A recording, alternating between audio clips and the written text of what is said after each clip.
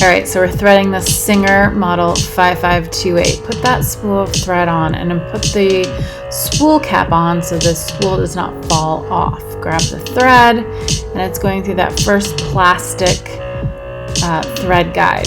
Then it's going to go around the first metal guide right here, all the way around, and then kind of bring it down the front of the machine, but all the way over on the left side, and you're going to be working your way right. So you come down on the left side, back up, and then that's when you go around the take-up lever from left to right, then all the way back down to the needle. It's on the right side of everything.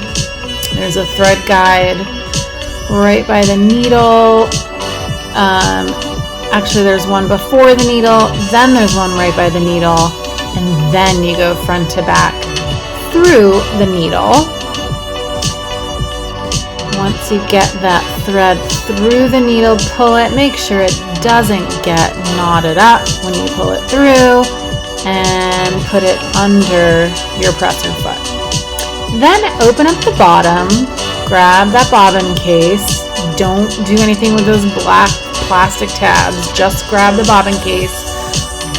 Your bobbin is going to thread around the bobbin clockwise when you put it into the case, or the thread's coming off the right side like I show you right here.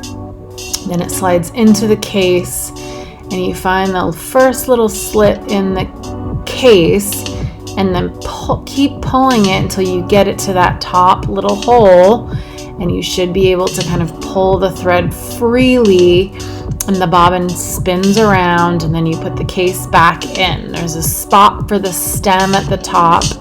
Make sure it doesn't move around. Then turn your hand wheel towards you, bring the needle down all the way back up. That's going to grab the bobbin thread so it comes up from under the needle, and then you can close up the bottom.